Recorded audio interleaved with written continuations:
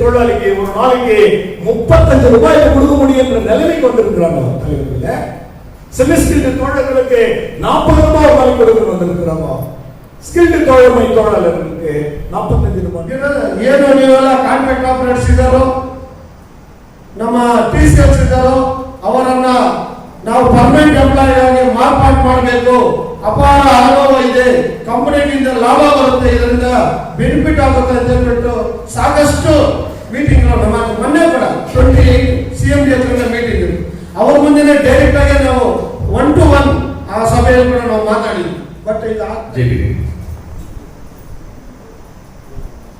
என்னை விட என் நாடு பெரிய, என் நாட்டை விட சமுதாயம் பெரிய, சமுதாயத்தை விட என்னுடைய தொழிலாளர் வர்க்கம் சிறந்தது என்று புரட்சியாளர் அம்பேத்கர் சொன்னதை போல் இங்கு இருக்கக்கூடிய அனைத்து தலைவர்களுக்கும் வருகை தந்திருக்கக்கூடிய அத்தனை என் தோழமை தொழிலாளர் தோழர்களுக்கும் நான் பர்மனன்ட் கோஆர்டினேஷன் கமிட்டி அனைத்து தலைவர்களுக்கும் இசி மெம்பர் என் அன்பு சகோதரிக்கும் இந்த அவையிலே அமர்ந்திருக்கக்கூடிய அத்தனை தலைவர்களுக்கும் எங்களுடைய பிஎம்எல் நான் பர்மனன்ட் கோஆர்டினேஷன் கமிட்டியுடைய தலைசாய்ந்த தோழர்களே, இந்த ஜேசிபி கூட்டம் ஏன் தமிழ்ல நடத்தணும்? அதனுடைய காரணம் என்ன? தெளிவுபடுத்திருந்தாங்க. வருகை தந்திருக்கிறார் கர்நாடகாவுடைய ஸ்டேட் ஜெனரல் செக்ரட்டரி மரியாதைக்குரிய காம்ரேட் மீனாட்சி சுந்தரம். அதனை தொடர்ந்து இன்னைக்கு என்ன நிலைமை, இந்த நாட்டில் என்ன நிலைமை, பிஎம்எல் தொழிற்சாலையில் என்ன நிலைமை, ஒரு மிகப்பெரிய அறிவாளி சட்டப்பிதா கண்கண்ட புரட்சியாளர் அம்பேத்கர் எழுதிய கான்ஸ்டிடியூஷன் 29 சட்ட கோடுகள் 17 கோடுகளாக மாற்றப்பட்டது. அதுக்கப்புறம் அது வெறும் 4 கோடுகளாக மாற்றப்பட்டது. இது எப்படி இருக்குதுன்னு சொன்னா, மண்வளம் பெருகினால் பசுமை புரட்சி, பால்வளம் பெருகினால் வெண்மை புரட்சி.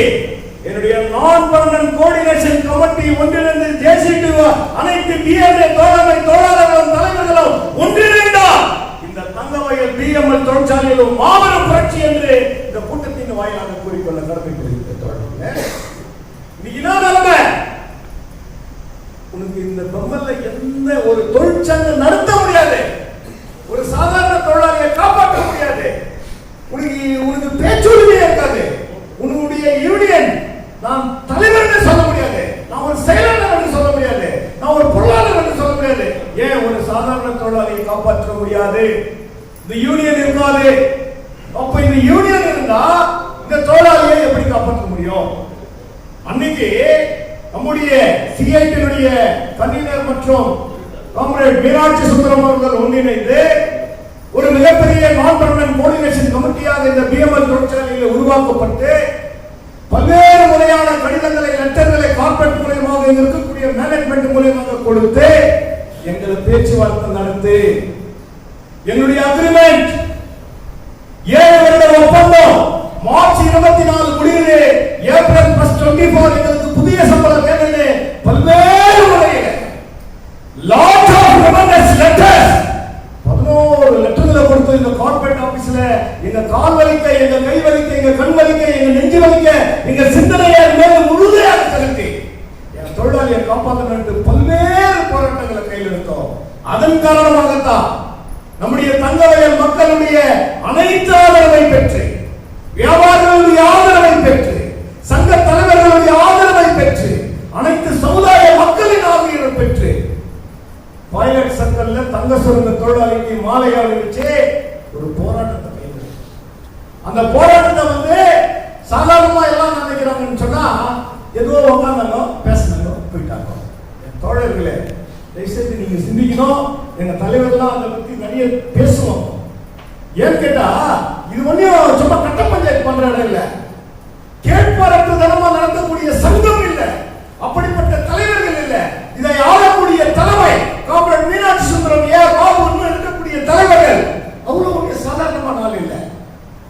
சட்டம் தெரிஞ்சவங்க, ட்ரேட் யூனியன் ஆக்ட் படிச்சவங்க, தொழிலாளர்களை காப்பாற்றணும்னு நினைக்கிறவங்க, தொழிலாளர்களுடைய உரிமைக்காக போராடக்கூடியவங்க, அப்படிப்பட்ட தலைமைகள் மத்தியில ஒரு நான் பர்மனன்ட் கோஆர்டினேஷன் தலைமையேற்று நாங்க அவங்க பின்தொடர்ந்து வழிநடத்தணும்னு சொன்னா என் தொழிலாளியை நியாயமான முறையில் நாங்க காப்பாற்றப்பட வேண்டும், காப்பாற்றுவோம். இன்னைக்கு என்னுடைய தொழிலாளர்களுடைய இஷ்யூ, எங்களுடைய சேம்பர் ஆஃப் டிமாண்ட்ஸ் பல்வேறு கோரிக்கைகளை வச்சு நம்ம மேனேஜ்மெண்ட் கிட்ட கொடுத்திருக்கிறோம். அதுல பல்வேறு சலுகைகளை பேச்சுவார்த்தை மூலமா பெற்று இருக்கிறோம். இன்னும் பல்வேறு சலுகைகளை பெற்றே தீருவோம். இன்னைக்கு வரலாம் வேலைவாய்ப்பு நெகோசியேஷன் 8 கூட்டம் நடந்திருக்குது. 8 கூட்டத்துல நடைபெற்றது. நிறைய கூட்டத்துல நான் சொல்லிட்டு இருக்கிறேன். அன்னைக்கு என்னுடைய தொழிலாளி மரணம் அடைஞ்சா அந்த குடும்பத்துக்கு 1,50,000 ரூபாய் தான். அந்த 1,50,000 2017 அக்ரிமெண்ட்ல போடப்பட்டது. இந்த 7 வருஷம் ஒப்பந்தத்துல அந்த அந்த காசுடைய வேல்யூ இன்னைக்கு 1.5 லட்சத்துல அந்த செத்த குடும்பத்துக்கு எதுவுமே செய்ய முடியல. அவங்களுக்கு வாழறதுக்கு வழி இல்லையே. முறையான பென்ஷன் அந்த ஸ்கீம் இதுவரைக்கும் நம்ம தெளிவுபடுத்த முடியல. பல்வேறு பிரச்சனைகள் அதுல சட்ட சிக்கல். நீ என்னைக்கு சேர்ந்த அன்னிலிருந்து கான்ட்ராக்ட் சைன் பண்ணணும், இடிஎல்ஐ வாங்கணும், எத்தனையோ பிரச்சனை. இதுக்கெல்லாம் நம்முடைய மரியாதைக்குரிய கான்ட்ராக்ட் மீனாட்சி சுந்தரனுடைய சிந்தனையில அவர் கொடுக்கக்கூடிய லெட்டர் மூலியமா தான் தொழிலாளிகளை காப்பாற்றப்பட முடியும். பேச்சுவார்த்தை மூலியத்துல இங்க இருக்கக்கூடிய சிஜிஎம் ஹெச்ஆர் மேடம் வீணா சிங் தலைமையில ஃபர்ஸ்ட் மீட்டிங் நடக்குது. இன்சூரன்ஸ் சப்ஜெக்ட் வரவா ஒரு 50,000 கொடுக்க முடியும். 1.5 லட்சத்துல இருந்து உங்களுக்கு 2 லட்சம் தான் கொடுக்க முடியாதுனால ஒரு பைசா கொடுக்க முடியாதுன்ற ஒரு நிலைமை அன்னைக்கு பூரா வாதம் நடக்குது. ஏன் கேட்டா ஒரு தொழிலாளி இருந்தே அந்த குடும்பத்தை காப்பாற்ற முடியல, செத்து போயிட்ட அந்த குடும்பத்துக்கு என்ன வழி? அதுக்கு போராட்டம் தொடர்ல கல்வியில உங்களுடைய சிந்தனையோடு மீண்டும் ஒரு பேச்சுவார்த்தை நடக்குது. அந்த பேச்சுவார்த்தையில 2.5 லட்சம் நாங்க திட்டவட்டமா சொல்றோம். நாங்க 10 லட்சம் கேட்ட தொடர்பில் தலைவர்களை தயவு செய்து நீங்களும் அதை தெரிஞ்சுக்கணும். எங்களுக்கு 10 லட்சம் கூட இன்னைக்கு ஏறத்தாழ 20, 30, 40 ஆண்டுகள் இந்த பீமன் தொழிற்சாலை வேலை செய்து வெறுமையில செத்து போய் இருக்கிறோம், செத்து போயிட்டு இருக்கிறோம். ஆகையால எங்களுடைய வாழ்க்கை தரத்தை நீங்க மாற்றணும்னு சொன்னா இந்த நான் பர்மனன்ட் கோஆர்டினேஷன் கேட்பது நியாயமான கோரிக்கை. எங்களுக்கு 10 லட்சம் கொடுத்தே தீர்ந்தோம். அதுக்கு மேனேஜ்மெண்ட் சொல்லு எம்ப்ளாயிஸ்க்கு அவர் இல்லை, அவர் கேட்கணும்.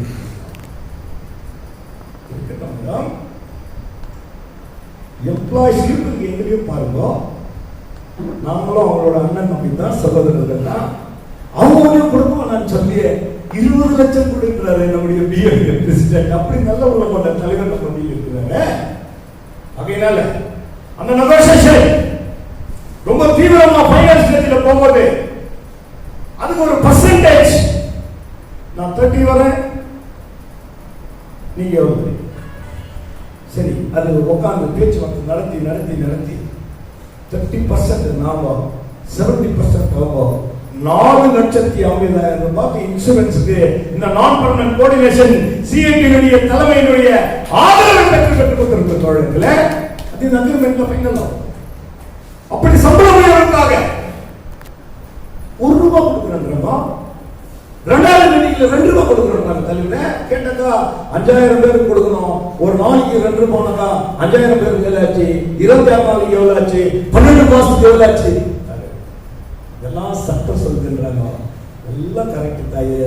எங்களுடைய உழைப்பு, எங்களுடைய ரத்தம், எங்களுடைய கஷ்டம், எங்களுடைய வாலிப பருவம், எங்களுடைய முழு சிந்தனை, எங்களுடைய நோக்கம் இந்த கம்பெனிக்காக எங்க வாழ்க்கையை அர்ப்பணிச்சிருக்கோமே, எங்க வாலிபத்தை அழிச்சிருக்கிறோமே, எங்க ரத்தத்தை சிந்திக்கிறோமே. நாங்க மெஜாரிட்டி தங்க சுரங்க தொழிலாளி பெற்றெடுத்த பிஜிஎம்எல் தங்க சுரங்க தொழிலாளி புள்ளிங்க மெஜாரிட்டி 90% SC/ST பீப்புள் நாங்க எங்களுக்கு நீங்க கொடுத்தே இருக்கணும். நாங்க வாக்குவாதம் பண்ணி இருக்கிற தலைவர்கள இன்னைக்கு அதன் பேர்ல பேச்சுவார்த்தை நடத்தும்போது இன்னைக்கு ஒரு சாதாரண அன்ஸ்கில்டு என் தொழிலாளிக்கு ஒரு நாளைக்கு 1,100 ரூபாய் கொடுத்தே இருக்கிறோம். இந்த 8 மீட்டிங்ல இதுதான் எங்களுடைய சப்ஜெக்ட். ஆனா வந்திருக்கிறது இன்னைக்கு அன்ஸ்கில்டு தொழிலாளிக்கு ஒரு நாளைக்கு 35 ரூபாய்க்கு கொடுக்க முடியும் என்ற நிலைமைக்கு வந்திருக்கிறாங்க தலைவர்கள. செமிஸ்கில்டு தொழிலாளர்களுக்கு 40 ரூபாய் வரை கொடுக்க வந்திருக்கிறாங்க. ஸ்கில்டு தொழிலாளர்களுக்கு 45 ரூபாய். இதுல என்ன தருது? இந்த கோஆர்டினேஷன் கமிட்டி இந்த யூனியன், இந்த தொழிலாளர்கள் ஒற்றுமையோட இருக்கிறாங்க. இவங்களுடைய தலைமை கரெக்டா வழி நடக்குது. இவங்க எதுக்கும் சேர்க்காம அன்னைக்கு உள்ளிருப்பு போராட்டம் சோறு தண்ணியில செத்து போட்டு போறாங்க. என் தொழிலாளிக்கு நியாயம் அடையுது ஒரு நாளாக தனியா இருந்த தலைவர்கள என் ஒட்டுமொத்த தொழிலாளி கண்ணுக்குள்ள இந்த யூனியனை வச்சு கண்ணையை காப்பது போறதான் இரவு பகல் என்று. ஆகையினால் அன்னைக்கு இந்த கர்நாடக மாநிலத்தில் மிகப்பெரிய தலைவர்களும் ஏன் முன்னாள் கர்நாடகாவுடைய முதல்வர் எச்.டி. குமாரசாமி ஐயா போராட்டத்துக்கு வந்தாங்களே. இப்படி பல்வேறு தலைவர்கள், சட்டமன்ற உறுப்பினர்கள், பாராளுமன்ற உறுப்பினர்கள் எல்லாரும் வந்து வந்திருக்காங்க. இந்த யூனியன் வந்து ரொம்ப ஸ்ட்ராங்கா இருக்குது. இந்த ஒட்டுமொத்த தொழிலாளர்களுடைய எண்ணம் பிரதிபலிக்கணும்.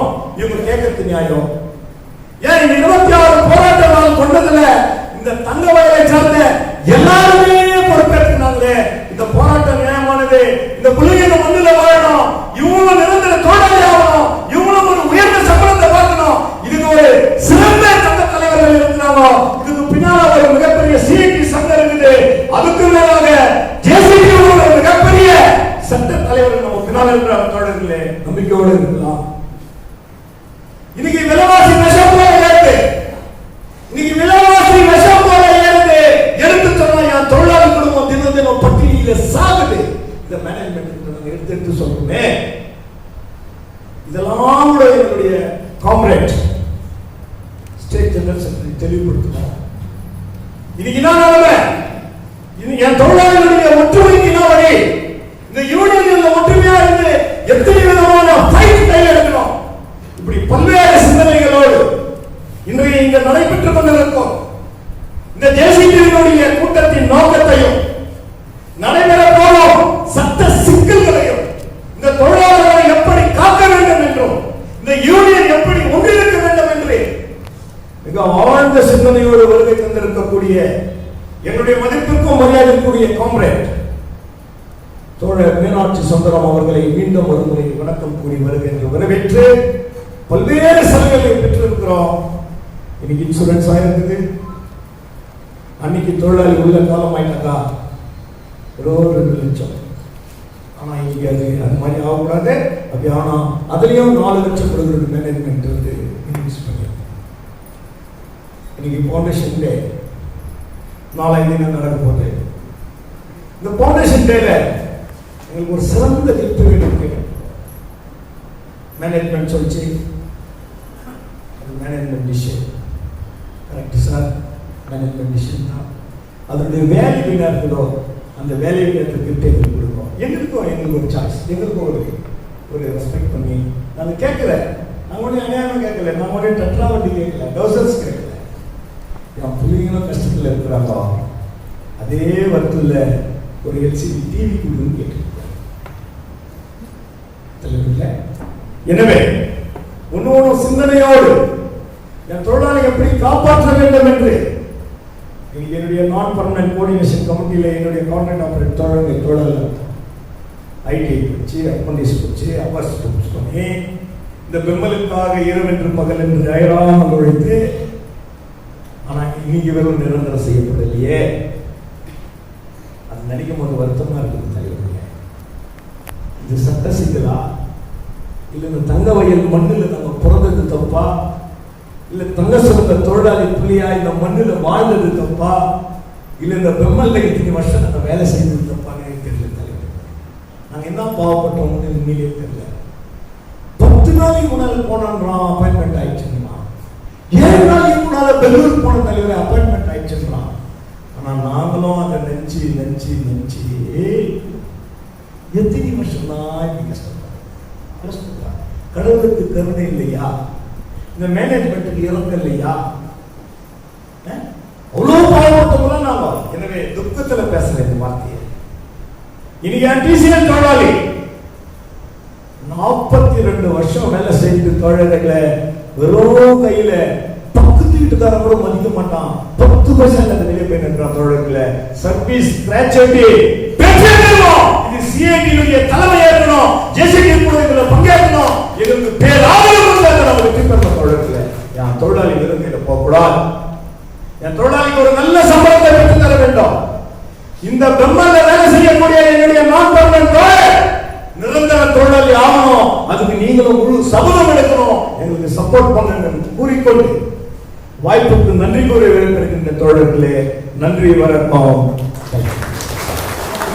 ಸ್ವಾಗತವನ್ನು ಬಯಸುತ್ತಾ ಈಗಾಗಲೇ ಈ ಒಂದು ಸಮಾವೇಶದ ಉದ್ದೇಶ ಏನು, ಯಾಕೆ ನಾವು ಈ ಸಮಾವೇಶವನ್ನ ಯಶಸ್ವಿ ಮಾಡಬೇಕು, ಮೇ 20ನೇ ತಾರೀಕು ಏನು ದೇಶಾದ್ಯಂತ ಮುಷ್ಕರ ಹಾಕೊಂಡಿದೆಯೋ ಅದರ ಒಂದು ಅಗತ್ಯತೆ ಏನು, ಯಾಕೆ ನಾವು ಮೇ 20ನೇ ತಾರೀಕು ಮುಷ್ಕರವನ್ನು ನಾವು ಯಶಸ್ವಿ ಮಾಡಬೇಕು, ಅದರಿಂದ ಕಾರ್ಮಿಕರಿಗೆ ಅನುಕೂಲ ಏನು, ಕಾರ್ಖಾನೆಗಳಿಗೆ ಅನುಕೂಲ ಏನು ಅಂತ ಒಂದು ಎಲ್ಲ ಒಂದು ವಿವರವಾದ ಚರ್ಚೆಯನ್ನು ನಮ್ಮ ಸಂಚಾಲಕರಾದಂಥ ಎ.ಆರ್. ಬಾಬು ಅವರು ನಮ್ಮ ಮುಂದೆ ತಿಳಿಸಿದ್ದಾರೆ. ಈಗಾಗಲೇ ನಾವು ಕೂಡ ಮಾಜಿ ಕಾಮ್ರೇಡ್ ಬಾಲಸುಬ್ರಹ್ಮಣ್ಯ ಅವರಿಗೆ ಗೌರವ ಸೂಚಿಸಿ ಈ ಒಂದು ಸಭೆಯನ್ನ ಪ್ರಾರಂಭ ಮಾಡಿದ್ವಿ. ಈಗಾಗಲೇ ಕೋಲಾರ ಜಿಲ್ಲೆಯಲ್ಲಿ ಒಂದು ಸಮಾವೇಶ ನಡೆಯಿತು. ಕಳೆದ ತಿಂಗಳು ಒಂದು 20ನೇ ತಾರೀಕು ನಮ್ಮ JCTU ಸಂಚಾಲಕರು ನಮ್ಮ ಯೂನಿಯನ್ ಆಫೀಸ್ ಬಂದು ನಮಗೆ ಒಂದು ಮನವಿಯನ್ನು ಕೂಡ ಕೊಟ್ಟರು.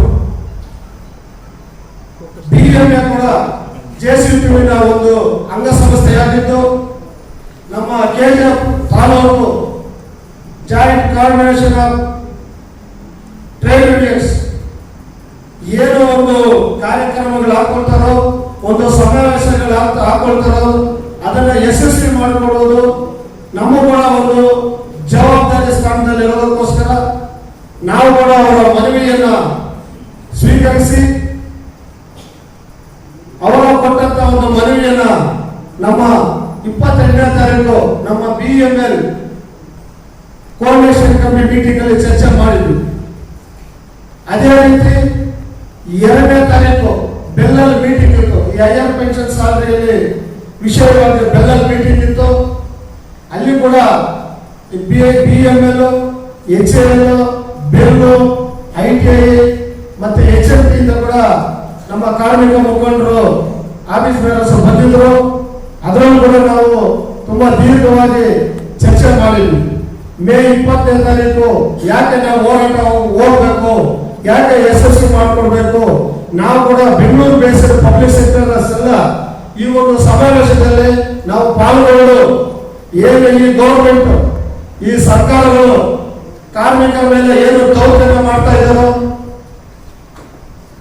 ಹಾಗೂ ಕಾರ್ಖಾನೆಗಳ ಮೇಲೆ ಯಾವ ರೀತಿ ದಬ್ಬಾಳಿಕೆ ನಡೆಸ್ತಾ ಇದ್ದಾರೋ, ಈ ಏನು ಲೇಬರ್ ಲಾಸ್ 29 ಲೇಬರ್ ಲಾಸ್ ಇತ್ತು, ಡಾಕ್ಟರ್ B.R. ಅಂಬೇಡ್ಕರ್ ಅವರು ಸಂವಿಧಾನದಲ್ಲಿ ನಮಗೆಲ್ಲ ಕೊಟ್ಟಿರ್ತಕ್ಕಂಥ ಒಂದು ಭದ್ರತೆಗಾಗಿ, ಒಂದು ಸಾಮಾಜಿಕ ನ್ಯಾಯಕ್ಕಾಗಿ ಏನು ಕೊಟ್ಟಿದ್ರು, ಇವತ್ತು ಅದನ್ನ ಒಂದು 4 ಸಂಹಿತೆಗಳಾಗಿ ಇವಾಗ ಮಾರ್ಪಾಟ ಮಾಡ್ತಾ ಇದ್ದಾರೆ.